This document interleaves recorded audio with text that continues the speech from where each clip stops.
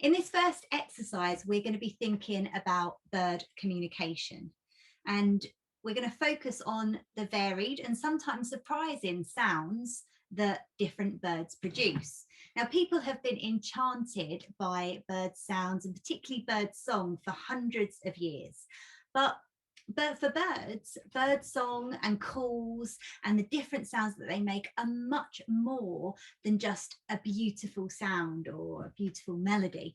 It is the medium for communication for birds, and it's their way of expressing kind of conflict and cooperation. People have referred to it as vocal flirting and fighting. In the past few decades, scientific study of bird song and bird calls has informed almost all areas of animal behaviour research. Now, when a bird sings, it produces a sound that serves to communicate with other members of its species. And the diversity of songs and calls is huge within and across species. And this raises questions about how and why different songs and different calls and the features of those sounds are produced. Now, singing has been traditionally considered to be a male behaviour in birds, occurring during the breeding season, generally associated with mating and aggression. But more recent research in the past 10 years has shown that female song has actually been rather overlooked. And in fact, there are many bird species where female bird song is also really important, has crucial functions in social behaviour. So for all individuals, singing is important.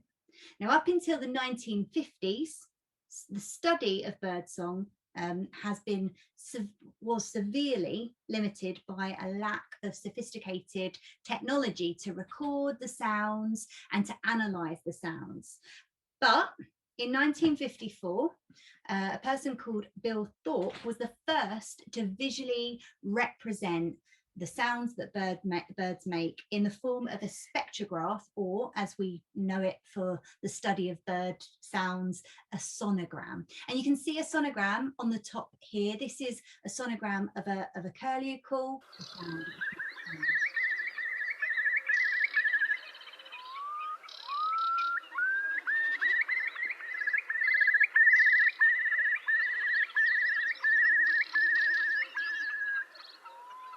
So you can see some of those vast kind of bird sounds, you can see them visualised in the sonogram as well, as you can hear them. Now, sonograms revolutionised the study of bird communication, and particularly the study of its adaptive significance, so its function, its evolutionary function for birds.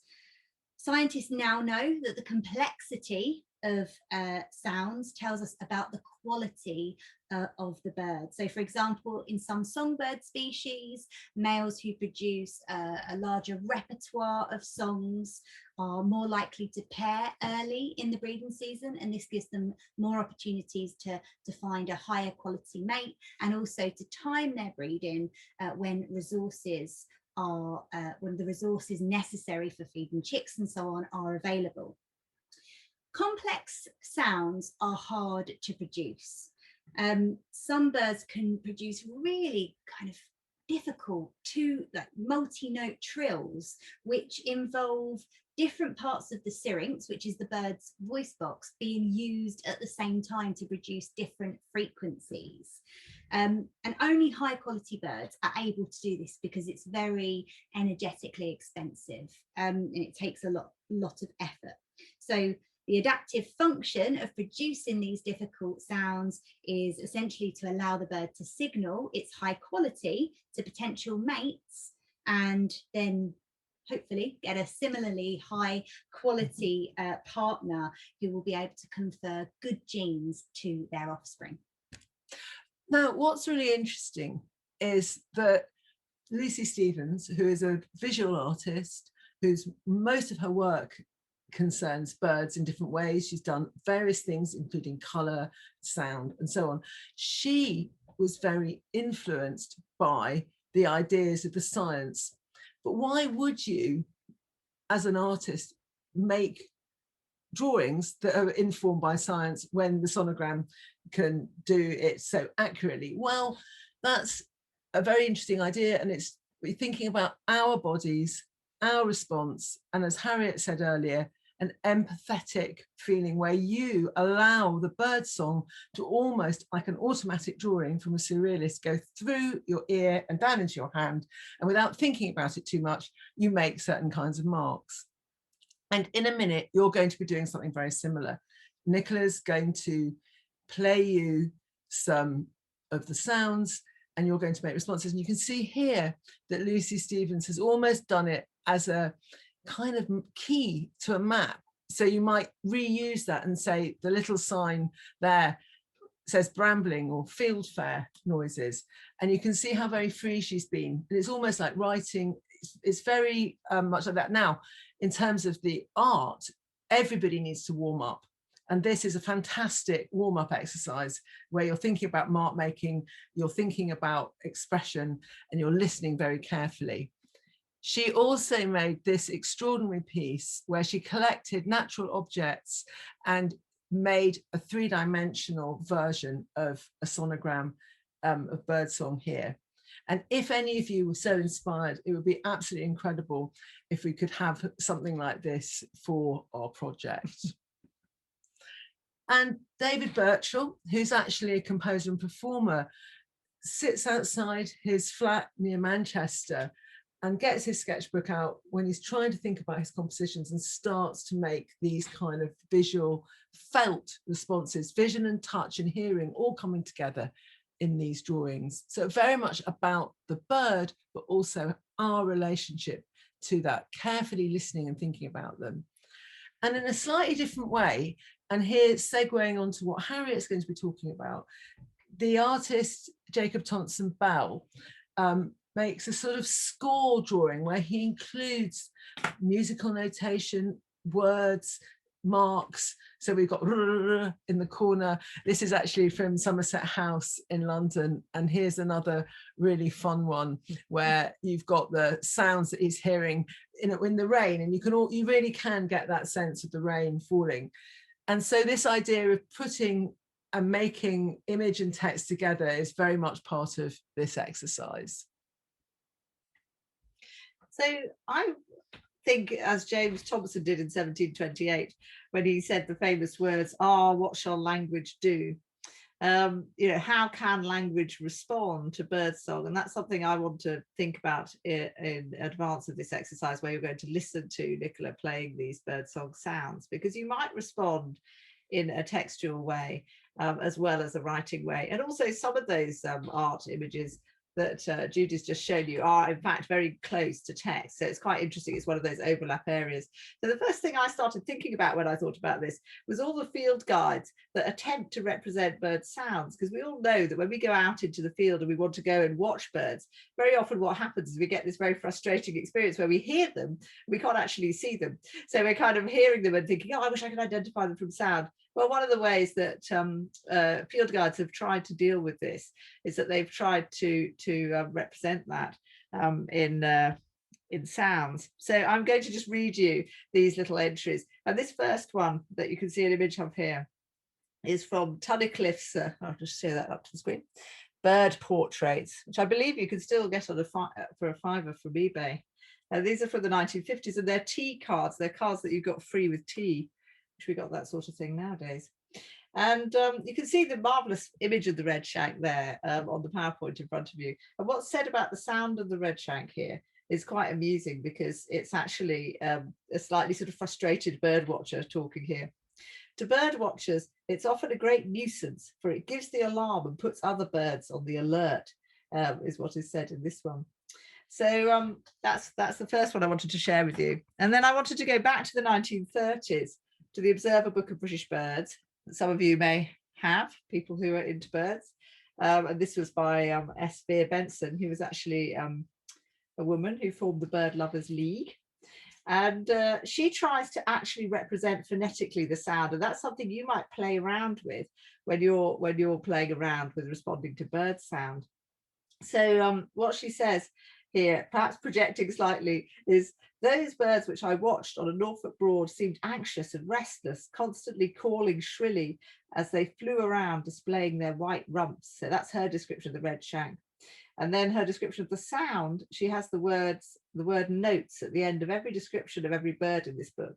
And the notes are usually a clear, high, tuli, tuli, tuli. That's how she writes it in her description. And then we go to the 1980s and the Reader's Digest Field Guide to Birds. Anyone's got that one? And there's another very dramatic red shank. It's a marvelous image of a red shank there. And the sound is described as extreme alertness, which has earned the red shank the description of the sentinel of the marsh. A hysterical volley of harsh piping notes sounds the alarm as soon as any intruder approaches. This piercing warning contrasts sharply with the bird's musical and liquid choo, choo, choo call at other times. And then it goes on. During its display flight, the red shank utters a fluting tee-woo, tee-woo, tee-woo song, or a long succession of choot, choot, choot notes as it rises and falls on quivering wings. So one of the reasons I wanted to share 3 of those with you is just to show you that actually they're all quite different from each other, and that these field guides, which represent themselves as a sort of objective way of identifying bird sound. Of course, phonetics is never like that. It's just an attempt to kind of get a sense of what a bird might sound like for you. And it's also a case that people are sort of projecting onto birds how they feel, and that's interesting. It's different from a scientific approach in a sense. Okay, so when you're go on, thanks. When you're thinking about what shall language do, how do humans respond, represent birdsong in poetry or in writing, and how you might respond in this exercise, there's lots of things you can do going forward if you're working up something from birdsong. So one is obviously to listen to birds or recordings of birds. When you're out and about, you want to think about your body in relation to birds. So you're the listener, you're the watcher, but you're also inevitably a disturbing factor, which is something I tried to write into a recent birdsong poem I'm going to share a bit of with you in a minute. Have a look at the old field guides and the bird books, as I've just given you a flavour of, and see how birds are represented there and what that shows about our attitudes, but also how we've attempted to represent sound. And then we can reflect, I think, on how and what we know and what we don't know as well. So it's really interesting in relation to what Nicholas said there, that all the best scientists always admit that there's always an element of mystery. You know so much and there's still more to discover. So you can think about those things when you're writing about birds. I was also really interested in musical representations of birds. So the poem I'm going to share a bit of with you in a minute. I got completely obsessed with the song Skylark, 1942 song Skylark. I'm sure you all know. I will not sing it to you, as I do. I'm not a very tuneful bird. And also with Messiaen's Réveil d'Oiseaux, which was played by Yvonne Loriod in the 50s. So those were 2 things that I was listening to.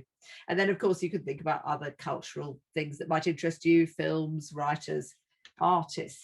So just to give you an example then, I'll read to you a little bit of a poem that I've recently published in a marvellous book, which is called Songs of Place and Time, Birds Song and the Dawn Chorus in Natural History and the Arts. And this is also an interdisciplinary book, as our project is trying to bring things together.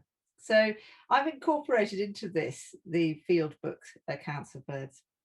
Wild ducks quacking soar set the field off. Hens cluck calling in waiting run. Goose shudders awake. Young pheasants like us foolishly follow parents. One heads up, cork, cork, cork, into smooth streak flight, all overlaid with thin lit notes of robin pulling worms in violets. Chink, chink, chink, alarmed off to woodstack, to sycamore corridor, bowing down outer branches, now lost into bushes, every crossing a possible bird body. Wren, chir, chir, chir, quick brown creep, tail up and gone in time it takes to look, to listen for notes. Each ear detects a different air, not field recordings, but spottings in time, at still intervals, to Cadell's next listening point, alert to each other, to our steps, to their twig quiver. So now I think Nicola's going to play different bird song for a certain amount of time, and what you're going to do is respond to it first visually, and then maybe go back to it and do it verbally, or both at the same time. That's preferable. Yeah. And you can pause this recording. You know, once you've listened to the song, you can go back if you want to listen to it again, and so you can take the time to do both types of responses as well. Now we've chosen birds that live and we see frequently around Tetney Marshes. So these are birds that, you know, we're trying to think about the place from their perspective, and maybe some of these sounds might be quite familiar to you as well, and help you put kind of a name to the sound that you hear as well. So the first one we're going to go back to is the one we've already heard, the curlew. So have you got your pens ready, your pencils ready? Here we go.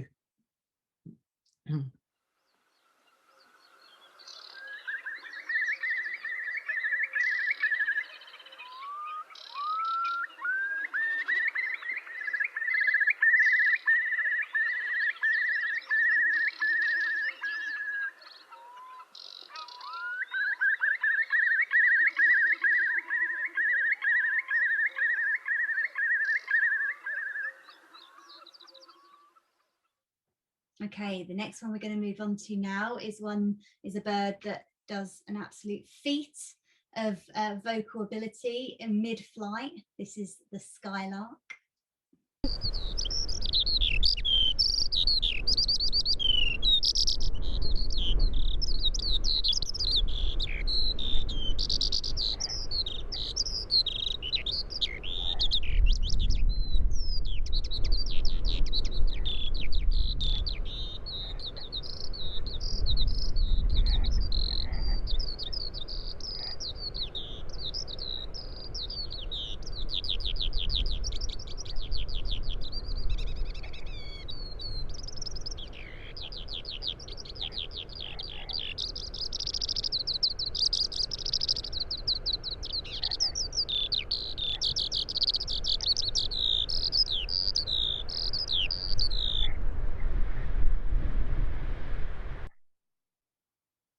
That just takes me right back to Tetney Marshes straight away.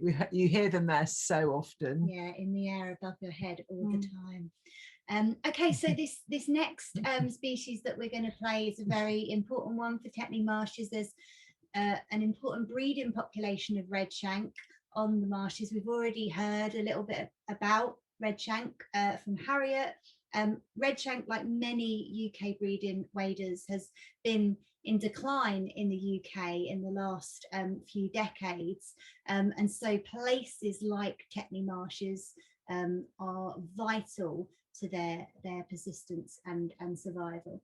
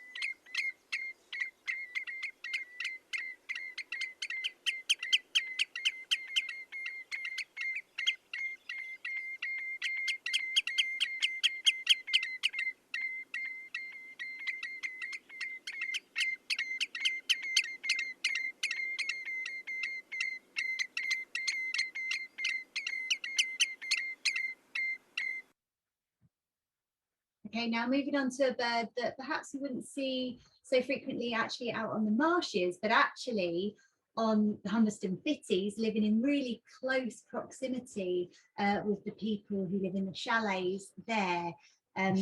We see these birds all the time. They've got amazing vocal mimicry, which you're about to hear. This is a starling.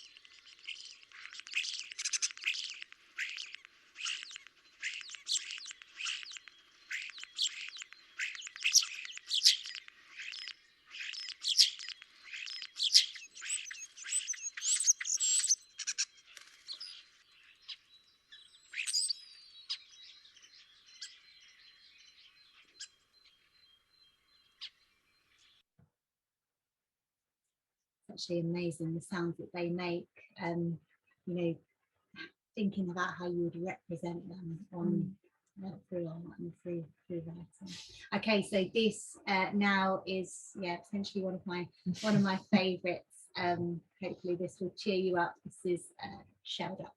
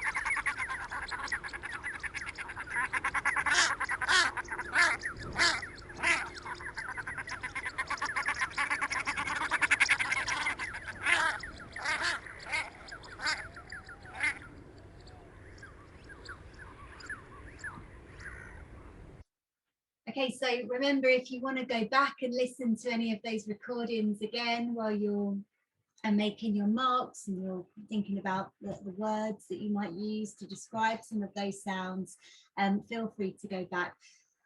What we want to do now is just show you some examples of responses that people have produced during our in-person workshops, and you can see some of those on the screen here. So you can see, for example, we've got the curlew sound and then the red shank depicted both actually in marks and in words, and then the kind of wild sounds of the starling. You can see like the overlapping sounds there as well, which is and I kind of like the way there's a kind of slightly electric feel to those starling trees as well. Definitely. And the other thing is just to reassure you that for your immediate response, be as free and as playful and as sketchy as you want.